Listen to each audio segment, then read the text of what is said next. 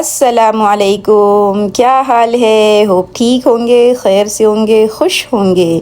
الحمدللہ ہم بھی بالکل ٹھیک ہے۔ ابھی ہم اشراق کی نماز پڑھ کے فارغ ہوئے ہیں، اور مسجد نبوی میں ماشاءاللہ ایسا ہے کہ ہر نماز کے بعد یہ جو گنبد بنے ہوئے نا، وہ اس کی سلائیڈنگ سے اس کو کھول دیا جاتا ہے، تو یہ منظر اتنا پیارا لگ رہا ہوتا ہے کہ ماشاءاللہ کیا ہی بنایا گیا ہے اس کو۔ اندر کی طرف ایسے گنبد کھلتے ہیں، اور باہر جو صحن کی طرف ہے وہاں چھتری بنی ہے۔ ماشاءاللہ سب مسلمانوں کو پتہ ہے کہ صحن میں کس طریقے کی چھتری ہے، تو دھوپ کے ٹائم پر وہ کھول دی جاتی ہے، تو اس کا کھلنا اور بند کرنا بھی انشاءاللہ کبھی ریکارڈ کر کے دکھائیں گے۔ دیکھیں مسجد نبوی میں نا لائن سے زمزم لگے ہوئے ہوتے ہیں، بہت سارے ماشاءاللہ ہے۔ تو ایسا نہیں کہ مکہ میں ہی آپ کو زمزم ملتا ہے، مدینہ منورہ میں ماشاءاللہ زمزم کا سہولت ہے۔ یہ نمازوں کا ٹائم ٹیبل دیا ہوا ہے کہ کتنے بجے کی ہے اور ابھی کیا ٹائم ہو رہا ہے۔ جیسے میں نے بتایا اشراق کا ٹائم ہوا ہے، اور فجر تو دیکھیں ماشاءاللہ 4 کی فجر ہے۔ سو دن یہاں پر بھی بڑے ہیں اور راتیں چھوٹی ہے۔ دیکھیں مدینہ میں ایک بات کا خاص خیال رکھ لے کہ ہم جتنی نمازیں پڑھیں گے، جتنے دن مدینہ میں رہ کر نمازیں پڑھیں گے نا، وہ مسجد کے اندر پڑھیں گے۔ اور میں نے بتایا تھا مسجدیں جو ہے نا نماز کے ٹائم کے 1 گھنٹے پہلے فل ہو جاتی ہے، تو آپ تھوڑا جلدی نکل جائے اور نمازوں کو کوشش کریں کہ مسجد کے اندر پڑھی جائے، نہ کہ صحن میں۔ مجبوری ہے تو صحن میں پڑھیں گے تو کوئی بات نہیں، لیکن دل اور جان سے کوشش کریں کہ مسجد کے اندر ہم کو جگہ مل جائے۔ دیکھیے اگر آپ کو نبی کے روضے کے ایک دم سامنے آنا ہے باہر کی طرف سے، تو گیٹ نمبر 368 سے جیسے ہی ہم ٹرن لیتے ایک دم سامنے، ماشاءاللہ ماشاءاللہ، اب تو ایک دم سامنے ہی نبی صلی اللہ علیہ وسلم کا روضہ مبارک اور سب گنبد ہم کو نظر آ جائے گا۔ چلے ہم صلاۃ و سلام پڑھ لیتے ہیں۔ الصلاۃ والسلام علیک یا رسول اللہ، الصلاۃ والسلام علیک یا حبیب اللہ، الصلاۃ والسلام علیک یا نبی اللہ صلی اللہ علیہ وسلم۔ حضرت ابو بکر رضی اللہ عنہ کو ہم سلام اس طریقے سے پیش کریں گے، السلام علیک یا خلیفۃ رسول اللہ، اور حضرت عمر کو اس طریقے سے پیش کریں گے، السلام علیک یا امیر المؤمنین رضی اللہ عنہ۔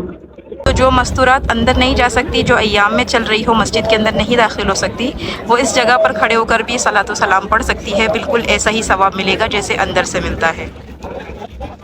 تو آپ مسجد میں کسی بھی حصے سے داخل ہو رہے ہو تو آپ صلاۃ و سلام پڑھ لیں، ضروری نہیں ہے کہ آپ کو سبز گنبد دکھے تبھی آپ پڑھیں، آپ پڑھ لیں انشاءاللہ جیسے ہی داخل ہوتے ہیں، انشاءاللہ اس پر ثواب ہی ملے گا، اور روزے کے پاس جا کر پڑھیں گے اس پہ تو ملے گا ہی ملے گا، لیکن ہاں ایک مسجد میں داخل ہوتے وقت بھی پڑھ لیا کریں۔ تو یہ ہم جا رہے ہیں اپنی ہوٹل کی طرف، اشراق پڑھنے کے بعد صلاۃ و سلام ہم نے پڑھ لیا۔ اچھا مدینہ میں یا مکہ میں دونوں جگہ ہے نا کبوتر ماشاءاللہ سے بہت زیادہ ہے، اور وہ صحن میں ایسے ہی رہتے ہیں۔ اچھا مسجد نبوی میں تو اندر بھی آ جاتا ہے، اور کبوتر کی چڑیا کی آوازیں بھی آ رہی ہوتی ہے، تو فجر کے ٹائم پہ مغرب کے ٹائم پہ وہ اتنی اچھی لگ رہی ہوتی آوازیں بھی، ماشاءاللہ یہ منظر بھی بہت اچھا ہوتا ہے۔ اللہ سب کو جلدی نصیب فرمائے۔ جیسے میں نے بتایا تھا ہوٹل ہم نے خود بک کی تھی، تو ہوٹل کی بکنگ میں ہم کو بریک فاسٹ بھی انکلوڈ ہوا تھا۔ ابھی ایسا ہی ہوتا ہے کہ جو بھی آپ ہوٹل بک کرتے ہیں نا، ناشتہ ساتھ میں دے ہی دیتے تھے، ان کے لیے آسانی ہو جاتی ہے، ہمارے لیے بھی آسانی ہو جاتی ہے کہ صبح صبح ہم کہاں ناشتہ پانی ڈھونڈنے جائے۔ سو یہاں پر کیونکہ پوری دنیا سے لوگ آتے ہیں تو کھانے بھی اسی ٹائپ کے رکھے جاتے ہیں، یعنی ہر قسم کے کھانے ہوتے ہیں، چلے وہ گوشت کا سالن ہو یا پھر فرینچ ٹوسٹ ہو، یا خاص کر ترکی والے، وہ میرا سائڈ ریکارڈ ہونا پتہ نہیں کیوں رہ گیا، تو وہاں ایک سائڈ پر پورے فروٹس وغیرہ ویجیٹیبل اور پورا ترکی کھانا رکھا ہوا تھا، ترک کے بھی زیادہ آتے ہیں نا، تو بس الگ الگ طریقے سے میٹھے ویٹھے بہت سارا کچھ ہوتا ہے، تو ہم نے تھوڑا بہت لے لیا، اور ماشاءاللہ بڑا بہترین سا کھانا تھا۔ میں میرے شوہر کے ساتھ کھاتے ہوئے یہی بات کر رہی تھی کہ ہمارے حج کی کیا قربانی، ہم تو آرام سے بیٹھ کے کھا رہے ہیں، جو مرضی ہے وہ کھا رہے ہیں، اور اے سی میں بیٹھے ہیں۔ حج تو وہ لوگ کر رہے ہوتے ہیں جو بیچارے ایک ٹائم کا کھانا بھی خود بنا کے کھا رہے ہوتے ہیں، کتنی تکلیف ہو۔ ابھی بھی آتے ہیں نا انڈیا پاکستان سے اور دوسری کنٹری سے بھی ایسے لوگ آتے ہیں جو یہ اپنا کھانا بنا رہے ہوتے ہیں، یا پھر ایک ٹائم پر کھا لیتے ہیں اور پورا دن بھر اسی سے چلا لیتے ہیں۔ تو اصل تو تکلیف والا جو حج ہے، اصل جو زیادہ ثواب والا حج ہے، وہ تو انہی لوگ کا ہے۔ اللہ ایسوں کی، تو میرے شوہر نے آگے سے وہی کہا کہ پھر انہی لوگوں کی وجہ سے اللہ ہمارا بھی حج قبول کرتا ہے، یعنی اگر یہ کوئی یہ سمجھ رہے ہیں کہ ہمارے پاس پیسہ ہے اور ہم آئے ہیں اور ہم تو حج کر رہے ہیں، تو یہ بھی سمجھا کرے کہ بہت سے آپ سے بہتر لوگ حج کر رہے ہوتے ہیں، تو اللہ ہمیشہ کمزوروں کی وجہ سے دنیا کو چلا رہا ہوتا ہے۔ تو ہم کو تو یہ لگتا ہے کہ بھائی وہ کمزور جو ہے ان کی وجہ سے ہمارا حج بھی قبول ہو رہا ہے۔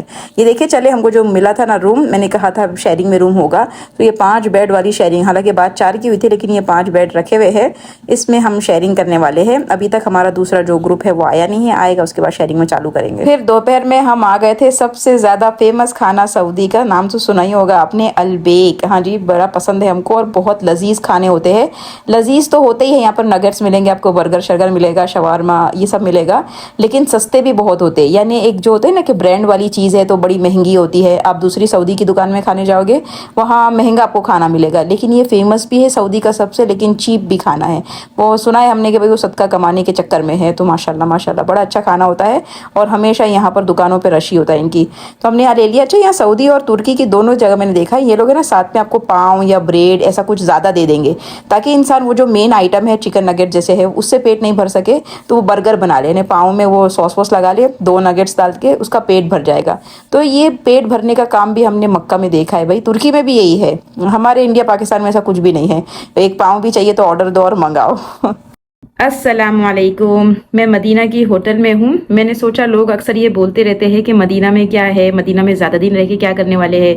मक्का में तो इंसान तवाफ़ वगैरह करता है तो वहाँ ज़्यादा इबादत करने का मौका मिलता है। तो ये जो सोच है ना कि मदीना में क्या है, वहाँ ज़्यादा दिन रह के क्या करेंगे, ये उन लोगों की बातें होती है जिनको पता नहीं होता है कि मदीना में क्या है, मदीना की फ़जीलत पता नहीं होती। जैसे मक्का की फ़जीलत के बारे में तो आता है कि जिसने हरम में यानी मक्का में नमाज़ पढ़ी तो उसको 1 लाख नमाज़ों का सवाब मिलता है, एक नमाज का 1 लाख सवाब हो जाता है। और मदीना में नमाज पढ़ने का सवाब एक नमाज का 50,000 हो जाता है। तो ये क्या कम फजीलत वाली बात है। और दूसरी फजीलत ये भी आती है कि जिसने रोज़े मुबारक की, हमारे नबी के रोज़े मुबारक की ज़ियारत की, उसने नबी सल्लल्लाहु अलैहि वसल्लम ही की ज़ियारत की। तो देखिए किसी बड़े इंसान से मिलकर हम कितना खुश हो रहे होते हैं, अगर उसके साथ सेल्फी ले लिए होंगे तो फिर स्टेटस पे चढ़ा रहे होते हैं। तो ये तो वो शख्सियत है जो रहमतुल आलमीन है, जिनके लिए दुनिया बनाई गई। तो और यहाँ आने का मौका मिला और नबी से मुलाकात के जैसी फजीलत मिल रही है, तो फिर ये सोचना कि यहाँ क्या है मदीना में, तो ये बहुत ही गलत सोच है। फिर फजीलत के बारे में आता है कि जिसने हमारे नबी सल्लल्लाहु अलैहि वसल्लम की रोज़े की ज़ियारत कर ली उस पर हमारे नबी की सिफारिश वाजिब हो गई। तो नबी की सिफारिश हो जाना मतलब जन्नत की गारंटी में इंशाल्लाह हो जाना। तो बहुत बड़ी फजीलत है मदीना की। तो मदीना में जब भी आए ना मोहब्बत के साथ आए, हमारे नबी की मोहब्बत को दिल में बसा कर आए। और मोहब्बत दिल में कैसे आएगी, जब हम नबी की पूरी शख्सियत को पढ़ेंगे, उनका बचपना, उनका बड़प्पन और फिर उनकी जो आखिरी ज़िंदगी थी, तो हमको समझ में आएगा ये कौन थे, इन्होंने हमारे कितनी कुर्बानी दी है, कितना इनको हमसे प्यार था। देखिए नबी के अगर बचपन की बात करें तो नबी सल्लल्लाहु अलैहि वसल्लम को अल्लाह ने पहले ही से तकालीफ वाले दौर दिया है, ताकि उम्मती ये नहीं बोल सके कि हम पर तो तकलीफ आई है, नबी पर तो तकलीफ नहीं आई। तो बचपन से अल्लाह ने बहुत ज़्यादा उनको तकालीफ में से गुजारा है। अभी पैदा भी नहीं हुए थे उससे पहले उनके अब्बा का इंतकाल हो गया, और फिर जब छोटे ही थे बहुत कम उम्र में तो अम्मी का इंतकाल हो गया। और अभी जब बच्चों को हम हज के लिए छोड़ कर आए ना, तो हमको पता है कि बच्चों के लिए माँ बाप का होना कितना ज़रूरी है। तो आप खुद सोचें कि नबी सल्लल्लाहु अलैहि वसल्लम को अपने माँ बाप की कितनी कमी महसूस होगी। आता है नबी के बारे में कि जब भी हमारे नबी सल्लल्लाहु अलैहि वसल्लम अपनी अम्मी की कब्र के पास से गुजरते तो फूट फूट कर बच्चों की तरह रोते। तो ये हमारे नबी सल्लल्लाहु अलैहि वसल्लम की ज़िंदगी का बचपन हमको मिलता है। फिर जब नबी सल्लल्लाहु अलैहि वसल्लम नबी बन के भेजे गए तो कितनी तकालीफ हमारे नबी ने झेली है। कभी लोगों ने रास्ते में कांटे बिछाए हैं, कभी पीठ पे कचरा डाल दिया गया है, यहाँ तक कि लोगों ने कत्ल की प्लानिंग कर ली। कितनी सारी जंगें हुई, उसमें नबी सल्लल्लाहु अलैहि वसल्लम को कितनी मारें लगी है। हालांकि नबी सल्लल्लाहु अलैहि वसल्लम के लिए तो जन्नत बनाई गई है, उन पर तो जन्नत वाजिब है। तो ये फिर इतना जो स्ट्रगल कर रहे थे और जो इतना रो रो कर दुआ मांग रहे, वो कौन था, वो किसके लिए मांगी जा रही थी। पूरी ज़िंदगी नबी सल्लल्लाहु अलैहि वसल्लम उम्मत के लिए रोते रहे, दुआ मांगते रहे, गिड़गिड़ाते रहे कि अल्लाह मेरी उम्मत, ए अल्लाह मेरी उम्मत। यहाँ तक कि जब नबी सल्लल्लाहु अलैहि वसल्लम का आखिरी वक्त चल रहा था, जब नबी सल्लल्लाहु अलैहि वसल्लम इतने बीमार हो चुके थे कि बिस्तर पे से उठना मुश्किल हो गया था, तो भी जो लास्ट चीज़ हमारे नबी सल्लल्लाहु अलैहि वसल्लम ने देखी, पर्दा हटाया और जब उम्मत नमाज पढ़ी थी तो उम्मत को देखा। तो ये उम्मत से तो नबी सल्लल्लाहु अलैहि वसल्लम को कितना प्यार था। जब ये आखिरी वक्त चल रहा था तो सहाबा ने नबी सल्लल्लाहु अलैहि वसल्लम से पूछा कि आपका जब इंतकाल हो जाएगा तो गुस्ल कौन देगा और फिर कफन क्या पहनाया जाएगा, कि कहाँ दफनाया जाएगा। तो ये सब बातचीत हो रही थी ना। तो नबी सल्लल्लाहु अलैहि वसल्लम ने उन सहाबा से कहा कि तुम पर भी सलामती, यानी तुमको भी सलाम हो, तुम्हारे बाद जो लोग आएंगे उनको भी सलाम हो, और उनके बाद जो लोग आएंगे उनको भी सलाम हो। यानी अभी हम पैदा भी नहीं हुए थे उससे पहले ही नबी सल्लल्लाहु अलैहि वसल्लम ने हम पर सलाम भेज दिया। तो आप सोच सकते से अंदाज़ा लगा सकते कि नबी सल्लल्लाहु अलैहि वसल्लम को हमसे कितनी मोहब्बत थी। यहाँ तक कि आता है कि क़यामत के दिन भी जब तक नबी सल्लल्लाहु अलैहि वसल्लम एक एक इंसान को जन्नत की तरफ नहीं ले जाए तब तक कि वो बैठ नहीं जाएंगे। देखिए अगर मेरे बारे में आए कि मेरा जन्नत का फैसला हो जाए, मैं तो खुश, मैं तो आराम से बैठ जाऊँगी। ہر ایک قیامت کے دن نفسی نفسی نفسری، ارے میری جان کسی طرح میری جان بچ جائے، کسی طرح میری جان بچ جائے. لیکن وہ واحد ہمارے نبی محمد صلی اللہ علیہ وسلم ہوں گے جو کہہ رہے ہوں گے اس دن بھی کہ امتی امتی. اس دن جس دن کسی کی کچھ پڑی نہیں ہوگی، یہاں تک کہ آتا ہے نہ ماں باپ کو بچوں کی پڑی ہوگی، نہ بچوں کو ماں باپ کی، نہ بھائی بہن کسی کا ہوگا، نہ کوئی کسی کا سگا ہوگا. اس دن یعنی سب نفسا نفسی کے عالم میں بھی نبی صلی اللہ علیہ وسلم امتی امتی بلا رہے ہوں گے. اور آج وہ امت پوچھ رہی ہے کہ مدینہ کے کیا کرنا ہے، مدینے میں کیا کریں گے؟ مدینے میں تو خالی سلام پیش کرنا ہے. وہ سلام پیش کرنے کا جو آپ کو موقع ملا ہے نا، یہ ان لوگوں سے پوچھے جن کو یہ موقع نہیں مل پا رہا ہے.